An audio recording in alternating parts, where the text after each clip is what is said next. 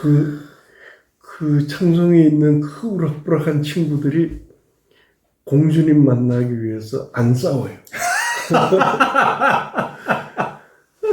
참. 그 별명이 아까도라라는 친구가 있는데, 예. 이게 왜 아까도란가 하면, 예. 아까 화내놓고, 조금 전에 화내놓고 또 와서 또 화내고 또 하는 화내고. 아까도라라고 이제 예. 별명이 예. 있는데, 예. 이 친구는 참지를 못하는 친구였어요. 그 예. 자주 싸워서 징벌방 들어가고 하던 친구인데, 예. 징벌방을 안 들어갔어요. 왜 안 들어갔냐고 하니까, 공주님을 만날 수가 없다. 한 달에 한 번 만나는데, 제가 싸워서 징벌방에 들어가면 못 만나게 되니까 예. 자기 생전 처음으로 얻어만 맞고 가만히 있었다. 아하. 이렇게 야, 공주님 만나려고 그렇게 아까 별명이 뭐라고요? 아까도라. 아까도라인데, 예? 남이 때린데도 맞고 있었다고. 와, 참, 대단해. 우리 모니카, 아까 그렇다도 와가지고 한참 재밌게 얘기하더니 금방 또 여기 민들레 공부방 또 일한다고 또 가버렸는데, 얼굴 한번 보여줘야 되는데, 우리 시청자들한테 그 얼마나 또 이쁜지. 근데 예전에는 제가 아주 LED 에린 모니카만 봤는데 벌써 세상에 39살이 먹었다니. 그 지금도 청송교도소를 가면 모니카보다 어린 아이들이 막 20년, 30년 이렇게 징역받고 살고 하면 아유, 가슴이 아프죠. 그니까요. 참. 아이고, 이제. 그 얼마나 기가 막힌 일이 있었는가 하면 코로나 때문에 이제 한 2년을 만나지 못하다가 이제 코로나가 해제되면서 면회를 가게 됐어요. 면회를 갔는데 함께 만났던 친구들이 거의 다 다른 교도소로 이감 가고 남아있는 사람이 3명밖에 없었어요. 그리고 또 나머지 9명은 새로 들어온 사람이고 한데 그 새로 들어온 사람 중에 한 명이 얼굴이 완전히 살고 싶은 마음이 하나도 없는 정말 죽을 상인 얼굴로 앉아 있는 거예요. 왜 그러냐고 하니까 살 길이 없다는 거예요. 42년형을 받고 이제 징역을 살아야 되는데 아무도 도와주는 사람도 없고 영치금도 하나도 없고 그러니까 얼마나 죽을 맛이겠어요. 그런데 이제 옆에서 사람들이 그 3명 남았던 그 옛날부터 모임에 나왔던 친구가 이제는 걱정하시지 않으셔도 된다. 이제는 징역살이 편안하게 걱정 없이 살아도 된다. 이렇게 하는 거예요. 그러면서 이야기를 하기를 그 코로나 때 거의 많은 자매 상담이 다 없어졌다며. 안 오고 하니까 없어지고 그다음에 자매 상담에 나오는 사람들이 그 가장 큰 밑밥이 그 나오면 그 사람에게 이제 그 영치금을 한 달에 5,000원, 10,000원 이렇게 이제 넣어주는 게 그게 이제 목숨 줄인 거거든요. 근데 그것도 다 끊어주고 했는데 민들레 팀은 한 번도 빠지지 않고 만나지도 못하는데 매달 영치금이 들어왔고 그런 이야기도 해주고요. 그리고 또 그 감옥에 있는 청송에 있는 사람들이 영치금이 없어서 이제 자매 상담에 나오는 경우가 있는데 거의 나와 보면 이제 10,000원 정도 받는데 이것도 구하기가 어렵거든요. 줄 서 있으면서 지금도 막 서로 들어오려고 할 정도인데 10,000원 가지고는 진짜 품위 유지를 하기가 정말 어렵거든요.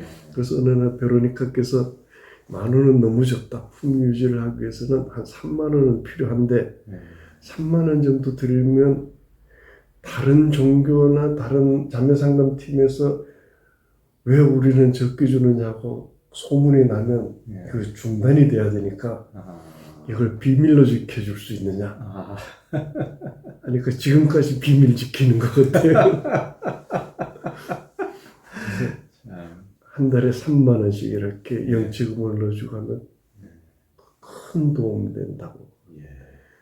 그래서 이번에는 지난달에 갔을 때는 교도소도 이 물가가 하도 올라서 교도소도 시중보다는 싸지만 교도소에서도 3만 원 가지고 한 달을 살아야 되는데 영치금이 너무 올라서 힘들다 그래서 이제 그럼 얼마를 올려주면 좋겠냐 하니까 아무도 말을 못해. 올려주는 게 좋으냐고 하니까 다 끄떡끄떡 그러면 5천 원을 더 올려주겠다 하니까 막 박수치고 해서 지난달부터는 이제 1인당 3만 5천 원씩. 참 그렇게 얘기도 항시 힘드신데 그 한 명 한 명이 이제 그렇게 정성을 참 쏟으시고. 근데 그 교도소에 보통 좀 오래되면 일도 하고 기능공처럼 일도 하고 그런데 그렇게 해가지고 조금씩은 좀 받기도 하지 않나요? 그 받기도 하는데 보통 아주 특별한 경우 아니면은 그 출소할 때 지급을 하거든요. 도중에는 지급 안 하고. 도중에는 아주 특별한 경우, 그러면 막 병이 들어서 병원에 가야 되는데 그게 조금 있으면 거기서 쓸 수 있는 경우 되고, 아니면은 보통 나갈 때 이제 주게 되고. 그리고 또 그 금액이라는 게 그 5만 원도 그 몇만 원도 안 돼요. 일하러 나가는 게. 나가면 근로수당을 주는 게 아니라 상여금을 주는 거거든요. 그 노동에 대한 대가는 없어요. 없고 그 대신 상여금으로 주는 게 이제 얼마 안 되죠. 근데 그 전일 공장이라고 해서 그 공장에 가서 일하는 시간 동안 면회도 안 가고 운동도 안 하고 오로지 일만 하면 조금 더 주는 경우가 있어요. 그것도 서로 가려고 했어요. 그 전일 공장에 다니면 한 달에 막 10만 원 그 정도 받나? 근데 그것도 뭐 몇십 년을 모아도 나올 때 큰 목돈이 안 돼요. 그렇죠. 한 달에 10만 원 돼가지고 그게 뭐 언제 뭐 1년 해봐야 뭐 120만 원, 10만 원을 얻어봐야 120만 원, 10년 해봐야 1200만 원인데 요즘에 뭐 1200만 원에서 방 한 칸 얻기도 뭐 안 되는. 그래서 그 2020년도, 20년도에 교정 대상을 제가 받았거든요. 받았는데 상금이 500만 원인데 세금을 제하고 나니까 390만 원을 주더라고요. 390만 원을 어떻게 가장 뻥튀기를 해서 쓸 수 있을까 고민하다가 야, 이 돈을 교도소에 영치금으로 넣어주자. 그래서 130명에게 3만 원씩. 그러면 감옥에서의 3만 원은 사회에서 한 30만 원 가치도 더 될 거예요. 대단하시네요. 그러니까 참 그런 분들에게, 그러니까 이 가진 자들에게는 돈을 줘도 고마운지도 모르고 그분에게는 뭐 3만 원이 아니라 30만 원, 300만 원을 줘도 뭐 푼돈으로 이기겠지만은 이제 감옥에 있는 분에게는 그만큼 가치가 있다고, 약자에게는. 그러니까 그분들이야말로 하나님이 보낸 사람이다. 조금만 갖고도 만족할 수 있는 사람들. 조금만 가져도. 참 우리 서 선생님이 하여튼 그런 철학이 100% 약간 현실에서 들어맞는 얘기인 것 같습니다. 그 이제 얼마 전에 부활절이었는데요. 선생님은 예수님은 부활했지만 가난한 사람들은 결코 부활하지 못했다고 하셨는데 왜 그렇습니까? 왜 그런가 하면 보통 우리는 그 교회 다니고 성당 다니고 이러면서 부활을 하면 그 몸이 부활해서 지금 살고 있는 것보다 더 멋지게 이렇게 지금 상태로 이렇게 사는 걸로 생각을 하는데요. 그렇게 부활하면 큰일이잖아요. 그 얼굴 못생긴 사람이 부활하면 얼마나 억울하겠어요.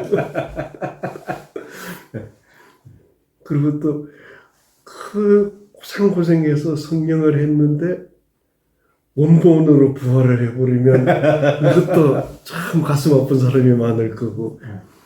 그리고 또 부활은 정말 하느님이 주시는 선물이시거든요. 선물인데 그 선한 사람이 정의롭게 살고 정의를 위해서 공의롭게 살고 하다가 죽었는데 하느님이 부활시켜 주셔야죠. 그래야 그게 정말 하느님다운 건데, 만약에 하느님께서 히틀러를 부활시켜 주셨다, 뭐 이게 얼마나 끔찍한 일이 되겠어요. 그러니까. 그래서 그 예수님이 부활하셨다고 하면 부자들이나 나쁜 놈들은 그 싫어해야 되는 게 정상이거든요. 성당에 다니고 그 교회에 다닌다고 하지만 내가 정말 나쁜 놈인데 예수님이 나를 부활시켜주면, 하느님이 나를 부활시켜주면 큰일이다, 이렇게 걱정을 해야 되는데 사람들은 다 거기서 다시 사는 것을 착각을 하는 거예요. 그래서 정말 가난한 사람이 부활하기 위해서는 예수님처럼 사는 사람들이 많이 생겼을 때, 예수님처럼 죽고 부활하는 분이 많이 생겼을 때, 그때 가난한 사람도 부활하고 정말 멋진 삶을 살 수가 있죠. 예. 그러니까 지금은 어떤 이기적 욕망, 욕심이 이제 많은 세상이니까, 예전에 뭐 도스토옙스키 소설에 보면은 예수님이 부활하면 바로 예수님을 다시 감옥에 가두잖아요. 성직자들이 가두는 거는 소설에는 나오는데, 아 귀찮아 예수님. 어떻게 보면 진짜 사이비 성직자들이 가장 무서워할 거예요. 예수님이 부활하시면. 그러니까요. 그렇죠. 가장 귀찮은 존재가 되겠죠. 지금 사는 것처럼 못 살게 하고, 정말. 근데 지금 우리 사회에서는 예수님처럼 살고 하면 바보라고 생각을 하는데, 그렇게 살아야 부활을 할 수 있는데.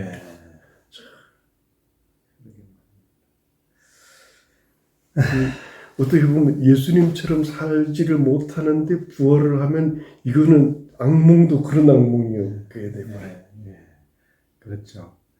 그러니까 엉뚱한 자들이 지금까지 남을 해하고 진짜 히틀러처럼 그런 자들이 부활하는 세상이 되면은 정말 세상이 다시 그때와 같은 악몽의 세상이 또 되는 거 아니겠습니까? 그 민들레국 수집을 오시는 손님들은 거의 말씀이 거의 없으시다고 하셨는데 왜 그럴까요? 그 말을 하면 덤벼들고 하거든요. 그 말을 하면 귀찮아하게 하죠. 그래서 힘 있는 사람들이 편하게 세상을 가지고 놀려면 말을 못하게 만들어야 되고, 언론을 막아버리면 아주 쉽게 내 마음대로 좌지우지할 수 있는 것처럼 되어버린 것 같아요. 그래서 힘없고 약한 사람들은 점점 말을 빼앗겨 버리는 것 같아요. 그 프레이 베토 신부님이, 브라질의 프레이 베토 신부님이 그 브라질에서 감옥에 가셨는데, 감옥 당국자들이 그 다른 수감자들을 좀 가르쳐 달라고 했을 때, 프레이 베토 신부님이 이제 말하는 연습을 시켜요. 수감자들에게 살아나게 하는 가장 쉬운 방법으로 스스로 말하게끔. 그래서 스스로 말할 수 있는 사람들이 다시 재범하지 않고 사회에서 올바로 살아가고 하는 그 이야기가 인생이 학교다 하는 책에 나오는 거 보고, 야, 교도소에서도 이걸 한번 해보자, 나도 해보자 하고는, 교도소에 있는 우리 형제들을 자매 상담에 만나면 이제 제가 말하는 게 아니라 형제들이 말을 할 수 있게끔 이렇게 하니까 정말 바뀌어져요. 바뀌어져서 그 10년도 더 전에 그 모니카도 그때 30대 초반이었는데 그 청소에 갑자기 젊은 애들이 많이 들어오더라고요. 어떤 애들이 들어왔는가 하면 IMF 때 부모님이 망하고 그때 막 사춘기 때 상처 입은 애들이 어른이 돼서 감옥에 들어오기 시작하는데 그 흉악범으로 막 들어오는 거예요. 뭐 징역 10년, 20년 이래 받아서 오고. 그 애들이 말을 할 수 있게 하고 공부할 수 있게 거들고 훈련시키고 하니까 스스로 말하고, 그 국민학교부터 켜나온 친구가 그 대입검정고시까지 통과하고, 그 학사 과정 하라니까 이제 자기는 공부 더 하기 싫다고 하고 막 그랬어요. 그래서 스스로 우리 감옥에 있는 형제들도 말을 하면 살아나고 그렇게 되는데 그 노숙하는 손님들도 마찬가지입니다. 예. 노숙하는 우리 손님들이 식사할 때 보면 정막방산이에요. 그 수도원에서 묵은 수행을 하면서 밥 먹는 것과 똑같이 아무도 말을 하지 않고 막 그러거든요. 예. 왜 말을 못하게 되는가 하면 말을 해도 누가 들어주지도 않고 말할 이유도 없고 또 말도 못하고요. 그래서 이제 베로니카께 이것도 이제 사정이 있었는데 베로니카가 처음에 민들레 희망센터에서 우리 손님들 상담하고 이렇게 하면서 손 큰 아줌마로 소문이 났어요. 큰 손 아줌마. 이야기 들어보고 좀 어렵다 그러면 10,000원이 적다고 생각하고 10,000원, 20,000원 막 주었어요. 그래서 이제 소문이 나서 큰 손 아줌마로 소문이 났는데 이렇게 하다가 진짜 거들나갔어요. 그래서 이제 돈은 주는데 책을 읽고 간단하게 써서 발표하게 하면 말하는 연습이 되니까 그렇게 해서 3,000원씩 주자. 이렇게 해서 시작을 하게 된 거예요. 그러면 우리 손님들이 처음에는 돈 욕심에 발표를 하는데 벌벌벌 떨고 그 다음에 또 어떤 사람은 사람이 여기 있으니까 못하고 둘만 이렇게 올라가서 거기서 이제 발표하고 막 이렇게 했어요. 그러다가 나중에는 우리 손님들이 돈 안 받아도 좋으니까 이야기를 들어달라, 발표하게 해달라 이렇게까지 됐고요. 그때 이분들이 어느 순간에 보면 스스로 가서 취직도 하고 막 이제 말을 할 줄 아니까 이렇게 변하더라고요. 그 우리 손님들이 스스로 말을 할 줄 알게 되면 누가 뭐라 하지 않아도 자기가 찾아내고 이런거리 찾고 그래서 그렇게 우리 손님들이 이제 스스로 말할 수 있게끔 돈으로도 독후감으로도 하고 음식도 선택하게 하고 이렇게 하는 게 이제 훈련의 한 방법으로 하고 그랬죠. 그러니까 지금까지는 이제 워낙 이제 무시를 당하고 멸시를 당하고 사람들이 좀 못 받고 이러니까 그냥 말문이 막혀버리고 아무한테도 어떤 인간들 이제 못 받으니까 자존감이 생기지가 않아 가지고 그냥 이렇게 스스로 이제 고맙습니다는 말도 못하고 그리고 또 우리 병은 씨는 처음에 노숙을 하고 할 땐 말도 안 했어요. 베로니카가 살살 달래서 물어보고 말해 한마디 하고 했는데 입이 터지니까 너무 말이 많아요. 너무 말이 많아서 지금은 명예사회복지사가 돼서 어려운 사람에서 막 데려다가 그 기초생활수급자 만드는 그거 들고 병원 데리고 다 해주고 막 그랬어요. 오, 그래요?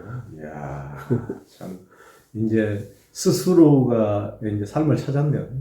남을 돕기까지 하고. 참. 그게 인간이 참 부활된 인간이네요. 부활하신 참. 그 선생님이 들려주시는 노숙인들 이야기를 들으면 가슴 아픈 사연들이 너무 많은데요. 그런 분들 어디 막 섬에 끌려가서 어디 뭐 이렇게 고생하신 분들 그런 분들 얘기 들으면 사회가 너무 매정하기도 하고 없는 사람들을 더 괴롭히는 모습이 기가 막히기도 하던데요. 그런 분들 보면 어떻습니까?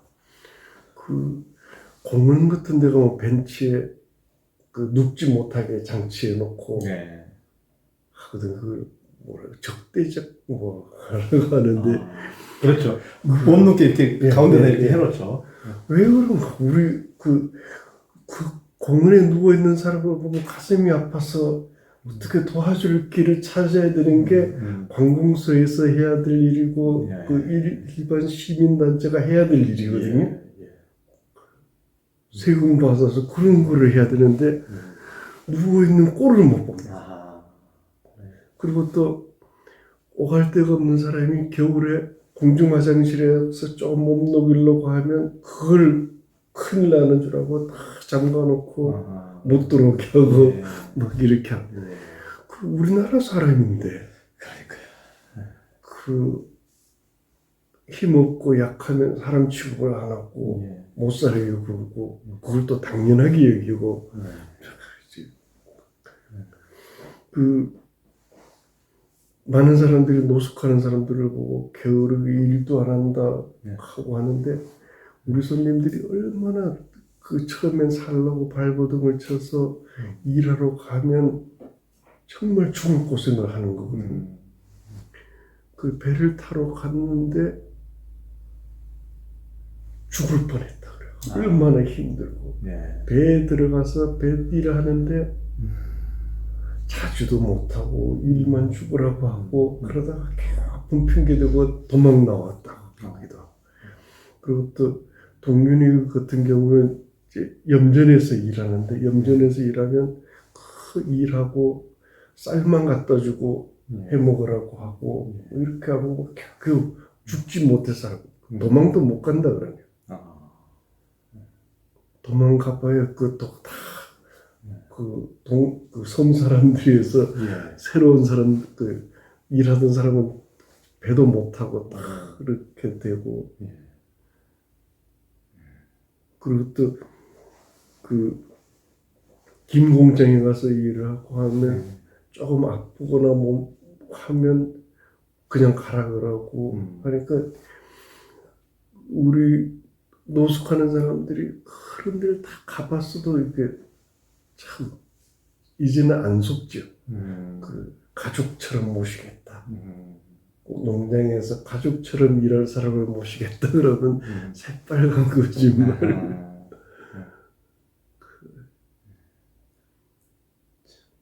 어찌 그렇게 힘든 사람들을 그렇게 이용해 먹고 예전에 참 막 염전 같은 데서도 정말 너무나 노예처럼 이렇게 부리는 일 가끔 뉴스도 나오고 하지 않습니까? 그리고 또 술집 같은 데서도 마찬가지. 술집 같은 데 여종업을 구한다면서 가족처럼 함께 일할 뿐하고 하는데 완전히 그 노예처럼 일할 뿐.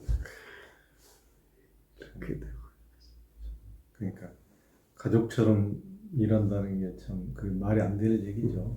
이게 가족처럼 그 유노동 무임금으로 한다는 게 노예처럼 맞습니다. 임금 제대로 지급 안 하겠다 어떻게 보면은 좀 그게 더 무섭죠. 그리고 또 이제 노숙하는 사람들이 있으면 그 도와주겠다는 사람이 정말 많아요. 뭔가 하면 우리 집에 오면 먹여주고 재워주고 다 한다고 하는데 가보면 정말 죽을 고생하다가도 먹는 그 알코올 치료병원도 가면 그 치료도 안 해주고 막 그렇게 하면서 하는 경우. 참 기가 막힙니다. 그래서 말하기 좋아하는 사람들은 일할 곳이 많다고 하는데 정말 사람답게 일할 곳이 정말 드물어요. 예, 그러네요. 선생님이 이제 페이스북에 올려주신 글을 보면은 이제 산속 암자나 수도원에서 닦는 도보다 이런 현장에서 참 어려운 분들 가운데서 닦는 도가 더 진짜 진실하구나라는 생각을 하게 됐는데요. 선생님은 이제 백척간도 진일보를 종종 말씀하시는데 왜 그런 게 하시는 겁니까? 정말 선생님 보면 이거 딱 와닿아요. 백척간도 진일보. 제 어머니가 쌍둥이셨는데 예. 한 번도 쌍둥이 언니하고 싸워본 적이 없다고 하셨어요. 한 번은 또 제 어머니가 아주 젊으셨을 때 어느 병원에 가서 내려오는데 언니가 올라오더래요. 거울이 비친 줄 모르고 언니하고 왔는데 자기였다고 이렇게 그 쌍둥이 언니하고 한 번도 못 싸웠는데 그런 이유가 그 동네 어른이 쌍둥이들 먹으라고 과자를 주면 나누어서 큰 거 언니 주고 작은 거 언니. 근데 크고 작고 한 게 정말 아무 차이도 없거든요. 똑같은 건데 약간 좀 더 큰 건 언니 주고 이러면 싸울 일이 없는 것처럼 인생도 그런 것 같아요. 사실 우리가 죽으라고 싸우고 하는 게 조금 더 이익을 보기 위해서 예. 싸우는 거거든요. 예. 손해보면 죽을 것 같아서. 근데 얼마만큼 손해를 보는가 하면 손톱만큼 손해보는데 예. 그 백척가도 진일보 예. 그 시방세계 현전신 현전신. 이런데 실감이 난 게 그 필리핀에서 이제 아이들하고 하고 하는데 이게 문제가 생긴 거예요. 아무래도 떠나가 줬으면 좋겠다 하고 이제 인천에서 바람을 넣어갖고 그런 거고 그다음 여기도 한국도 난리 난 거예요. 어느 순간 그 인천 주부에 탁 민들국수집에 대한 인천교구 입장하면서 탁 나와버린 거. 이거 이제 죽으라는 진짜 죽을 뻔했어요. 그때 손해보자. 손해보자 생각하고 그리고 처음보다는 낫다. 처음에 국수집을 시작할 때는 300만 원 가지고 시작을 했는데 지금은 아무리 어렵다 해도 300만 원보다는 좀 더 있으니까 처음부터 다시 시작하면 되겠다고 하고는 필리핀에 있으면서 포기하고 그다음에 그 준비하고 가졌던 물건들은 동네 어려운들을 그냥 다 나눠드리고 그리고는 그 옆에다가 조그마한 집을 하나 얻어서 이제 급식은 계속 할까 했는데 이제 교회 문제하고 여기 대해서 눈치가 안 되겠더라고요. 그래서 더 멀리 떠나자 하고는 우리나라로 치면 서울 옆에 경기도처럼 마닐라 바로 밑에 카비테주가 있거든요. 카비테주에 있는 지에미 카비테라는 아주 시골 마을에 이제 민들국수집을 조그맣게 차렸어요. 그쪽 마을은 가보면 겉호우는 멀쩡한 것 같은데 한 60년 전 집이 한 번도 수리도 못하고 낙후된 그런 집.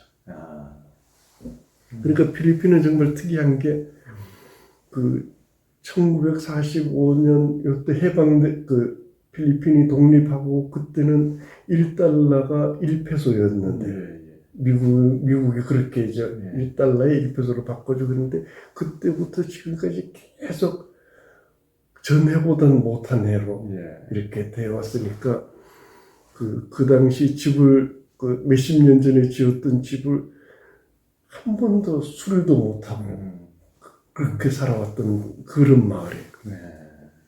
그런 마을에 이제 민들국수집을 차리는데 돈이 얼마 안 들었어요. 마침 그때 박기호 신부님이 500만 원을 요래 보내주시는 덕분에 좋은 데 쓰라고 보내주신 덕분에 그 500만 원 가지고 다시 민들국수집을 마련하는데 우리 로사리아 자매님의 집 식당을 만들었어요. 마당을 밑에 타일을 깔고 마당에 지붕을 얹고 하니까 그 동네에서 꽤 괜찮은 집으로 변신이 됐어요. 거기서 이제 아이들 엄마들 식사하고 책 볼 수 있도록 다시 만들고 그리고 또 나부타스에도 전에 하던 데보다 더 가난한 동네로 들어가서 조그마한 집을 이제 리모델링 해가지고 민들국수집 해서 아이들 엄마들하고 같이 먹고 책 보고 이렇게 해서 만들고 하다가 코로나 때문에 중단돼 갖고 잠깐 버티다가 이제 지난 10월부터 다시 시작이 되거든요. 다시 해서 참 고민스러웠던 게 이제 외국 같은 데 이렇게 도와주고 할 때 잘못 도와주면 우리나라의 나쁜 걸 도와줄 수 있거든요. 그 자본주의 폐해를. 그런데 그분들을 잘 도와주면 정말 작은 돈이지만 효율성 있게 도와줄 수 있는. 그래서 지금 필리핀은 민들국수집은 그런 식으로 좀 재밌게 잘 되는 것 같아요.